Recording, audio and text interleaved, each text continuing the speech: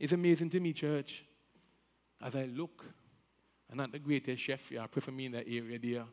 I'm a good eater, and I always say, well, what's the sense of a good chef if you're not a good eater? So I say, boy, make me the eater part.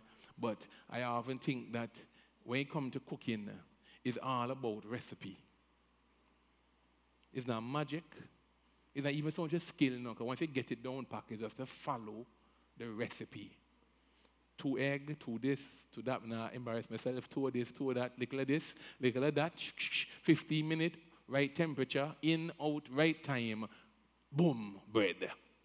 Egg in the bread, cake, right? Me struggle, me not pretend, right?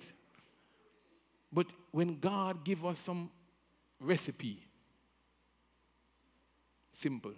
Elders, call, elders, anoint, prayer of faith, healing, cake, go home.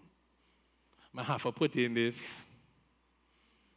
I have to call. I have to anoint with oil. Why you can't just follow the recipe now? Why you have to start to question everything?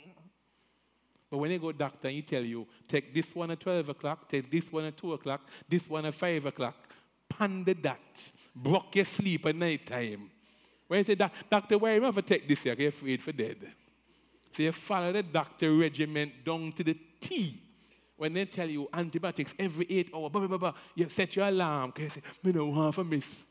God will tell you, do this, bam, bam, bam, bam, bam. Why am I think I can call the Lord. I may look, the cake boil. Because you don't put in no yeast. Yeast in the cake? That's God can't have a cook, he can't have a preach, okay? What yeast in the bread? I just tested to see if y'all can cook. Forgive me, Lord.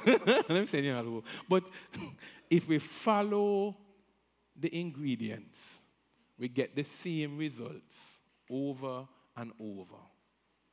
Because that's the principle of how God set up the earth to run.